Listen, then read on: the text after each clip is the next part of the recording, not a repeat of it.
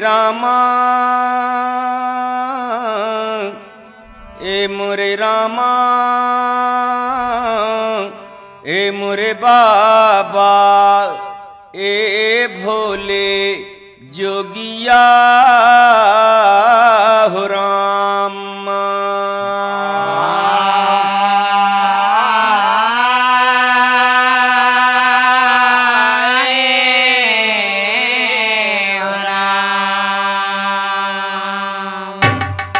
शिव के शादी का दस्तान जो कोई सुनता लगा के ध्यान, ओकर सुखी खुशी में रहता है परिवार।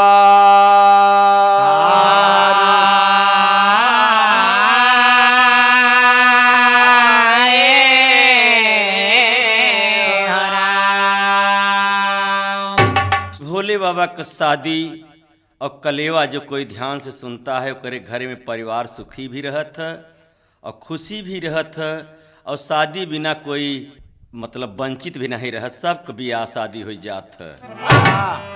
तो इसी पर एक बोल है, शिव की शादी भई रात बीती, शिव की शादी भई रात बीती, अब सवेरे क सुनिए कहानी। शिव की शादी भई रात बीती, अब सवेरे क सुनिए कहानी। सब बराती घराती जगे हैं, सबसे पहले जगे भोला दानी। बराती घराती जगे हैं, सबसे पहले जगे भोला दानी। सब बराती घराती जगे हैं, सबसे पहले जगे भोला दानी। तो देवता फूलों की बरसात करते, ऋषि नारद जी तब हंस के कहते। फूलों की बरसात करते, ऋषि नारद जी तब हंस के कहते।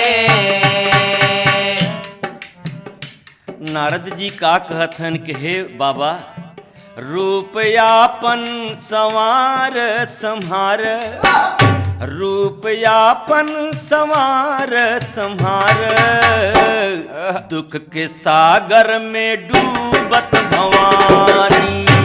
रूप यापन संवार संहारा, दुख के सागर में डूबत भवानी। रूप यापन संवार संहारा,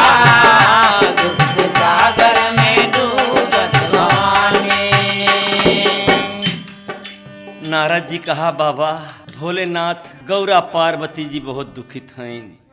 बाबा एक बात है, महिमा जग में है तोहरी निराली, भेद ब्रह्मा यो विष्णु न पाए।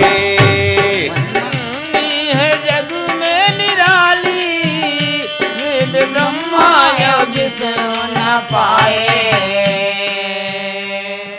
भेद ब्रह्मा यो विष्णु न पाए, आपके ऐसा जग में न कोई भोला, आपके ऐसा कोई न भोला, आपके ऐसा कोई न दानी। आपके ऐसा कोई न भोला, आपके ऐसा कोई न दानी। ओहर राजा हिमांचल बुलवाए, भोले चल के अब कर लो कलेवा। ओहर राजा हिमांचल बुलवाए, भोला चल के अब करे कलेवा। शिव करने तैयारी लगे हैं, शिव करने तैयारी लगे हैं, बाजा अनहद बाजे तूफानी।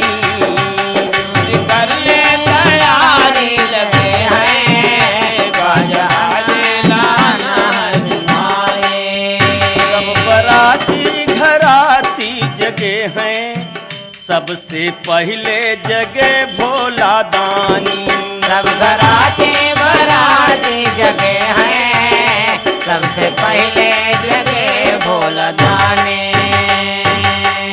सुनने वाले मित्र, बाबा भोलेनाथ आप चल के कलेवा कर लीजिए। कहना है सखी रे नाही जान हलिया, सखी हो रामा, सखी रे नाही जान हलिया। शिव जी खाई कलेवा चल दिहलन महलिया, सखी हो नाही जान हलिया। खाई कलेवा चल दिले महलिया, सखी हो नाही जान हलिया।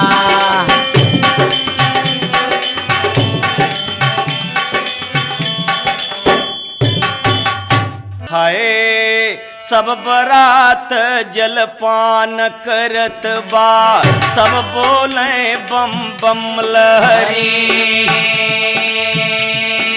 सब बोले बम बम लहरी।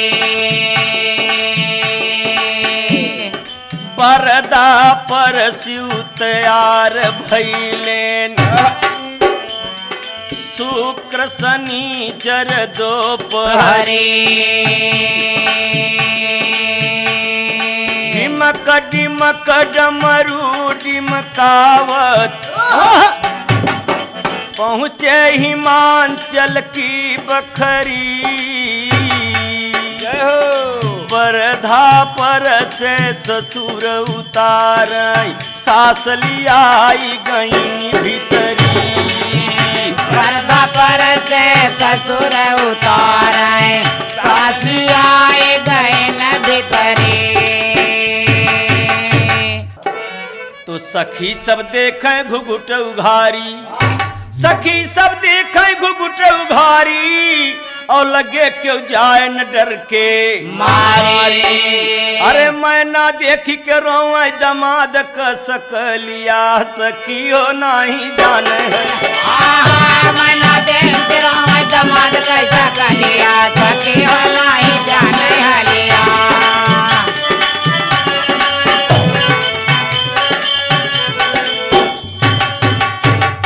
जो शाम की बाराते में देखे रहे तो कम देखे रहे लोग, सवेरे जब देखत हैं कलेवा खा जब भोले बाबा जात हैं तो सब सखी लोग घबरानिन कि ये दुल्हा कैसा है।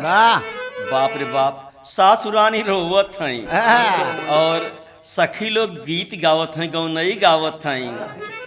अरे खाई कलेवा दुल्हा आए हो, बाजत सहनाई। ए भैया सखिया सब, सखी सब हंसिए उड़ाए हो, बाजत सहनाई। सब हंसिया उड़ाए हो, बाजत सहनाई। सब सखी आपस में बोलती बोली, सब सखी आपस में बोलती बोली, सब सखी आपस में बोलती बोली। का बोलिया था सब सखी कहे दुल्हा के देखत हऊ एक जनी कहे का भ कहे गौरा का दुल्हा नहीं मिले हम जोली, गौरा का दुल्हा नहीं मिले हम जोली, गौरा का दुल्हा नहीं मिले हम जोली। ए बुढ़वा दुल्हा, ए बुढ़वा दुल्हा मुड़ावाही लाए हो, बाजत सहनाई। बुढ़वा मुड़ावाही लाए हो, बाजत सहनाई। बुढ़वा मुड़ावाही लाए हो, बाजत सहनाई। ए बुढ़वा दुल्हा मुड़ावाही लाए हो, बाजत सहनाई। बुढ़वा दुल्हा मुड़ावाही लाए हो, बाजत सहनाई। बुढ़वा दुल्हा मुड़ावाही लाए हो, बाजत सहनाई। बाप रे बाप, अरे बाप रे बाप, ये बुढ़वा हजार हजार बरिस की उम्र दिखाता मूड हिलता। ये फूल ऐसन बिटिया ई का होता। पार्वती जब देखें सब सखिन के ये हंसी मजाक तो इशारा देते हैं भोले बाबा के। पार्वती भीतरी से इशारा में निहारी, तोहरे सकल पर नाथ भड़कत नर नारी। तोरे सकल पे नाथ भड़कत नर नारी, तोरे सकल पे नाथ भड़कत नर नारी। माई मोरी माई रोई रोई मर जाए हो बाजत सहनाई। माई रोई रोई मरी जाए हो बाजत सहनाई। माई रोई रोई मरी जाए हो बाजत सहनाई। माई मोरी रोई रोई मर जाए हो बाजत सहनाई। खाई का लेवा दुल्हाए हो बाजत सहनाई। खाई का लेवा दुल्हाए हो बाजत सहनाई। खाई का लेवा दुल्हाए हो बाजत सहनाई। भीतरी कमरा में पार्वती बैठा भोले बाबा के इशारा आंखी से मारत है कि बाबा सखी सहेली तो मजाक हमार उड़ौते हैं, हमार माई मर जाए विदाई के पहले। भोले बाबा देखें कि हमार दुल्हन बहुत रोवत है। तो शिवगिर जाके देखी दुखारी और सुंदर रूप धरे त्रिपुरारी। सुंदर सकल देखी के सब लगे बजावे तलिया, सखी हो नहीं जाने हलिया। सुंदर सकल देख के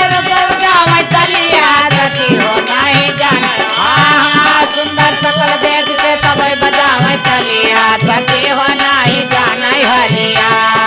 खाई कलेवा चल दिए महलिया, सखी हो नहीं जाने हलिया। खाई कलेवा चल दिए महलिया, सखी हो नहीं जाने। खाई कलेवा चल दिए महलिया, सखी हो नहीं जाने हलिया। अरे हाँ, जब भोले बाबा अपन सुंदर रूप बनाए और सांप बिच्छू उच्छू सब झोरा में भल ले और मुंडमाला निकाल दे गले में से मिर्गछाला राखी पाती जब पहुंच के बैठे सब बड़ा खुशी हो के ताली बजावत हैं। बारे भोले बाबा दुल्हा अब सास गोसाई खियावे चाहते हैं। परंपरा गीत गारी लोक गीत कलेवा खात की बराती ये हो दुल्हा हो जब खाए लागत है तो गारी बहुत अच्छी लगबो करत। गारी और देसी घी को सोहारी बराबर होता। कहना है ऊंचे आसनवा पर बैठे हैं दुल्हे रामा। ऊंचे आसनवा पे बैठे हैं दुल्हे रामा। सासुर सूरत निहारी हो जिया जिया हो लला। सासुर सूरत निहारी हो जिया जिया हो लला। सास मैना रानी घबरात है रह रही दुल्हा को मैं देखा था कि अब तो नहीं कुछ मतलब जानवर उनवर ले हैं। हाँ। सोने के थारी सासू भोजन लिया वही हो। सोने के थारी सासू भोजन ले आवै हो। सोने की थारी सासू भोजन लिया आवै हो। दाल भात फल फर हरी हो जिया जिया हो लला। दाल भात फल फल हरी हो जिया जिया हो लला। पूरी कचौरी शिव के मन है न भावई हो। मेवा मिठान शिव के मन है न भावई हो। मेवा मिठान शिव के मन है न भावई हो। मेवा मिठान शिव के मन है न भावई हो। अरे बगली हटावे लगे थारी हो जिया जिया हो लला। बगली हटावे लगे सारी हो जिया जिया हो लला। सासु गोसाई अपने हाथे से खियावई हो। सासु गोसाई अपने हाथे से खियावई हो। सासु गोसाई अपने हाथे से खियावई हो। ओ और हर सखिया सब गावत हई गारी हो जिया जिया पाहुना। सखिया सब गावत हई गारी हो जिया जिया हो लमा। सखिया सब गावत हई गारी हो जिया जिया पाहुना। जौने समय में सास गोसाई मैना जी अपने हाथे से भोले बाबा के भोग लगावत हईन, उस समय में सखी सब मस्ती में गीत गौनई गारी गावत हईन। गारी के माध्यम से कहत का है दुल्हा के कि फुआ तोहार नाही कजरा लगाइन हो। फुआ तोहार नाही कजरा लगाइन हो। बहिनी तोहार नाही हार पहिराइन हो।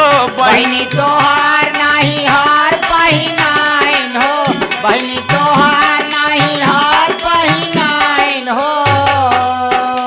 अरे कैसन तोहार महतारी हो जिया जिया हो लला। कैसन तोहार महतारी हो जिया जिया हो लला। कैसन तोहार महतारी हो जिया जिया हो लला। सुने वाले मित्र, ये परंपरा गीत गारी आज तक चली आवता। भोले बाबा का गारी आज भी गाई जाता गाँवन में शहरन में। तर्ज भले बदल दे लेकिन गीत गौनई अब होता। जरा तर्जवा बदल के तर्ज का नमूना बा। गांव में अब कभों कभों सरहज रंदोई कहथिन। झूना लैला ना दोई पुराना पूरी झूना लैला।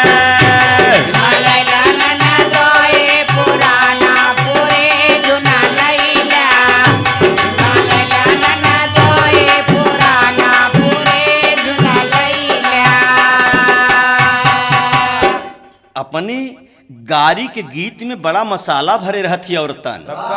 कहत हईन नंदोई से कि सजिन जान झूना पुराना झूना के तरे तरे 900 जवान झूना लैले।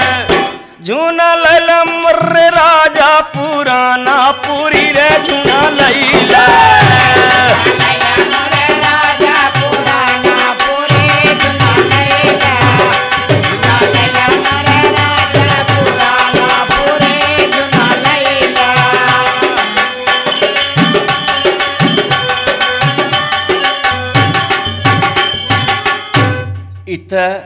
तर्ज का नमूना रहा। इसी बोल में कहना है, अरे सखी गारी गाँव लागिन आंगनवा में दुलराई गए। दुलराई गए दुल्हा आंगनवा में दुलराई गए।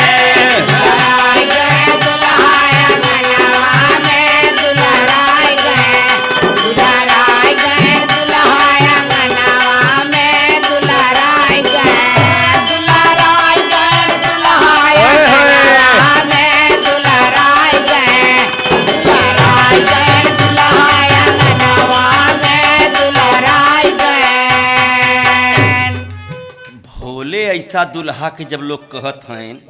और आजकल के दुल्हा तो बहुत कहा जात ले देखे ला न सुने ला, तब से बुलेट मांगे लागे, तब से स्कूटर मांगे लागे। बताओ पता नहीं घरे का पोजीशन इनके बा, मारुति कार हेरत हैं। आजकल ही बात चलता, लेकिन भोले बाबा कतौ से मांग नहीं कहे। सखी लेकिन मस्ती में उनका रंग ढंग देख के, बाराती का रंग ढंग देख के बड़ा हुरदंगई से गावत हई। सखी एक करई लगी हुरदंग, सखी एक करई लगी हुरदंग, तू तो बाटे बड़ा बेढंग, खाते धतूरा यौ भंग, हरदम नशा में रहत तंग, काबू में नाही बयंग, तोरे जटा बीच में गंग, भूत प्रेतन का बसंग, तू तो बाटे जबर जंग, ऋषि आई गए, ऋषि आई गए,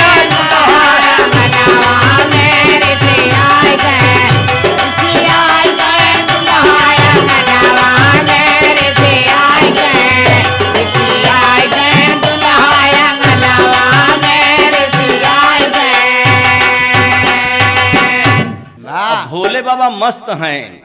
कहना है तोहार रंग ढंग बायाला, तोहरा रंग ढंग बायाला, याला में तू बड़ा निराला। घर में पहिर मुंड का माला, तन पर पहिर मृग छाला कहे ना तन पर पहिर मृग छाला। सांप बिच्छू गोजर काला, बात बोलत है मतवाला। तोहरी चाल बा मतवाला, बात करत गड़बड़ झाला। ऋषि आई गए, ऋषि आई गए दुल्हायन। नवा में ऋषि आई गए, ऋषि आई गए दुल्हायन। नवा में ऋषि आई गए, ऋषि आई गए दुल्हायन। नवा में ऋषि आई गए।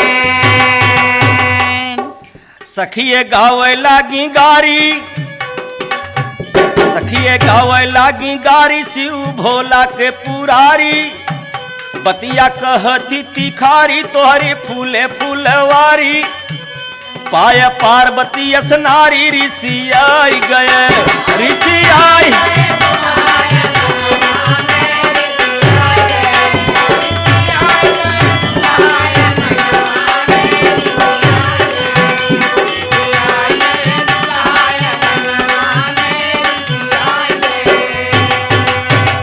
सखी हुरदंग मचाए हैं, गीत गौनई गावत हैं। इतने में झोला में जौन सांप ले रहे हैं भोले बाबा, बगली से एकठी निकल के फन काट के खड़ा भ।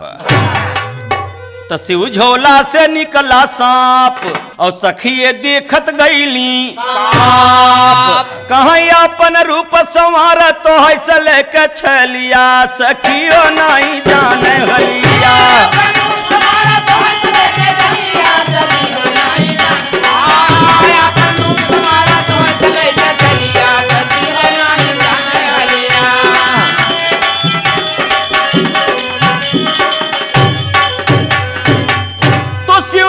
झोला से निकला सांप। सखिए देखी के गईली कांप। रामा रामा ये रे हो मोरे रामा, अपन रूप संवार संहार। आए अपन रूप संवार, दोहे चले के छलिया हो सखीरी नहीं जाने। अपन रूप समारा तोहे चले के छलिया हो सखीरी नहीं जाने हलिया। गीत गौनई गारी होई के सब कुछ होई के विदाई होता। विदाई में सब सखी सहेली सब दुखित हैं। पार्वती के विदाई होता तो सब रोवत हैं। सखी लोग बतियात कहाँ हैं? गौरा के पास। गौरा के सजावई सब गुजरियन हो, जाबू पियवा के दे। गौरा के सजावई सब गुजरियन हो, जाबू पियवा के दे। छूटी जाई है बाबुल कई नगरिया न हो, जाबू बाल माँ के दे। छूटी जाई है बाबुल कई नगरिया न हो, जाबू पियवा के दे। सब सखी गौरा की सजावई करैया भरनवा। अंग अंग पोरे पोरे लसथी गहनवा। अंग अंग पोरे पोरे लसथी गहनवा। पहिराव लाल की चुनरियन रे, जाबू पलमा के दे। मैना रानी बिटिया के मजे में सिखावा। मैना रानी बिटिया के मजे में सिखावा। पति आज्ञा में रहना यह समझावा। पति आज्ञा में रहना यह समझावा। हे बेटी सुखवा में बीती है तोरी उमारिया न रे जाबू ससुर के दे सुखवा में बीती है ओ मारिया न हो जाबू ससुर के दे मैना रानी बिटिया से गरवा छोड़ावा मैना रानी बिटिया से गरवा छुड़ावा बेटी के विदाई में रोवाई बाप यो बिरानावा बेटी के विदाई में रोवाई बाप यो बिरानावा सुने वाले मित्र, आज भी लड़की के विदाई में गांव देश जे जहाँ रहत तहाँ रोवे लागत। तो राजा दिहले आशीर्वाद, अरे राजा दिहले आशीर्वाद, बेटी सब दिन रहबू आबाद। तो शंकर जी का अमर कहानी ये के समझे चातुर ज्ञानी। अरे राम कैलाश सतगुरु बिना खिले न कलिया सखी हो नहीं जाने हलिया।